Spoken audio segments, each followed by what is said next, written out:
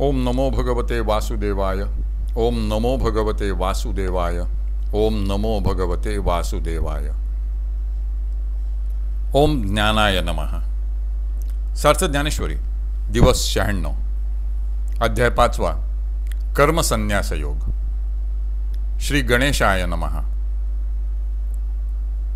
यहा इह एव प्राक शरीर विमोक्षणात काम क्रोधोद्भव वेगम सोडुम शक्नोति सहा युक्तः सहा सुखी नरः। ह्या लोकी जो जिवंतपणी ह्या शरीराला मरण येईपर्यंत काम व क्रोध यांच्यापासून उत्पन्न होणारा आवेग सहन करण्यास समर्थ होतो, तोच ब्रह्मज्ञानयुक्त योगी व तोच सुखी पुरुष होय। ज्ञानियांच्या हनठाई याची मातुही कीर नाही।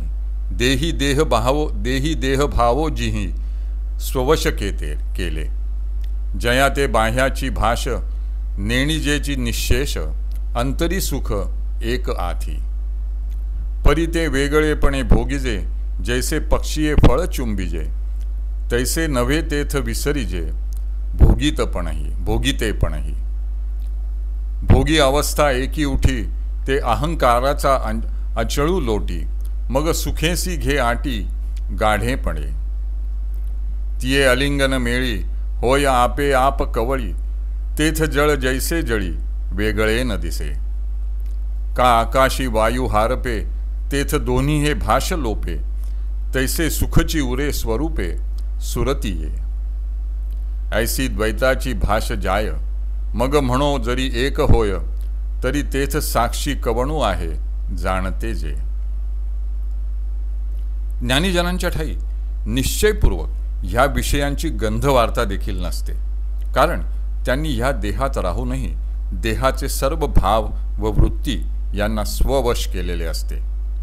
ज्यांना अंतर्यामी आत्मसुखाचा लाभ झाला आहे असे ज्ञानीजन बाह्य विषयांची भाषा अशा ज्ञानीजन बाह्य विषयांची भाषा मुळातच जाणत नाहीत। आत्मसुखाचा भोग घेण्याची रीत वेगळी आहे।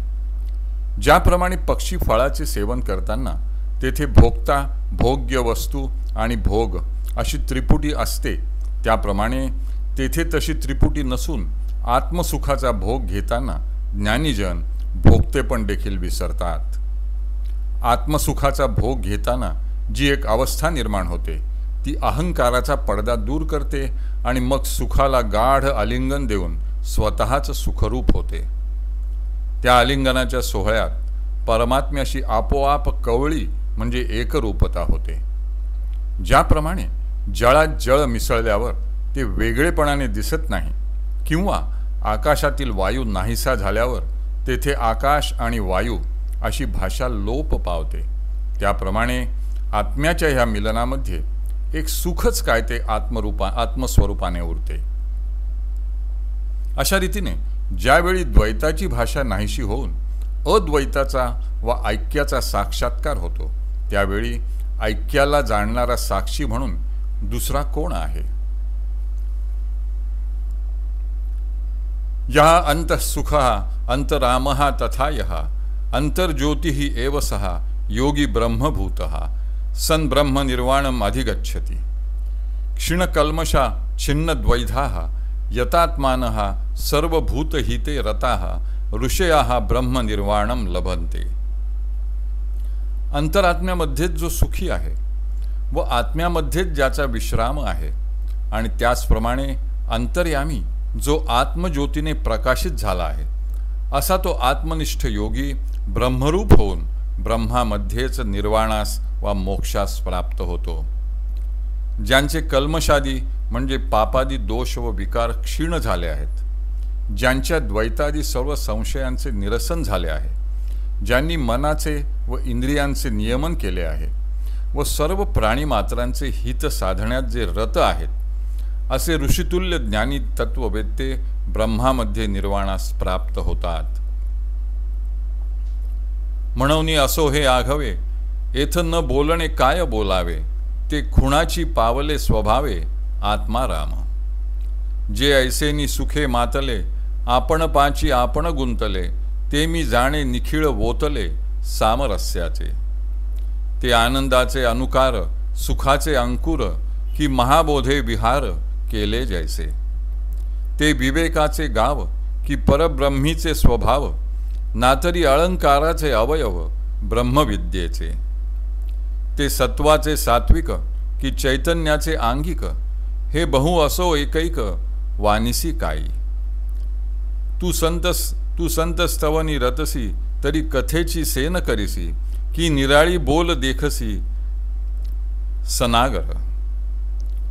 परी तो रसातिशयो मुकुळी, मग ग्रंथार्थ दीपू उजळी, करी साधू हृदय रावळी मंगळ उखा।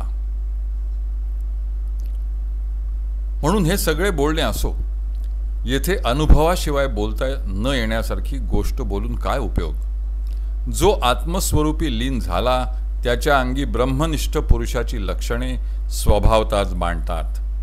अशा सुखाने जे मातले म्हणजे संपन्न वा धुंद झाले आहेत आणि स्वस्वरूपात मग्न झाले आहेत, ते पूर्णतः ब्रह्मैक्य भावाचे मूर्तिमंत पुतळेच आहेत असे मी समजतो।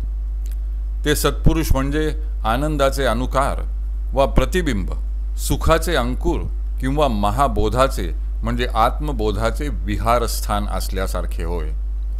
ते विवेकाचे गाव वा आश्रयस्थान किंवा परब्रह्माचा स्वभाव नाहीतर ब्रह्मविद्येचे अलंकारित केलेले अवयव होय।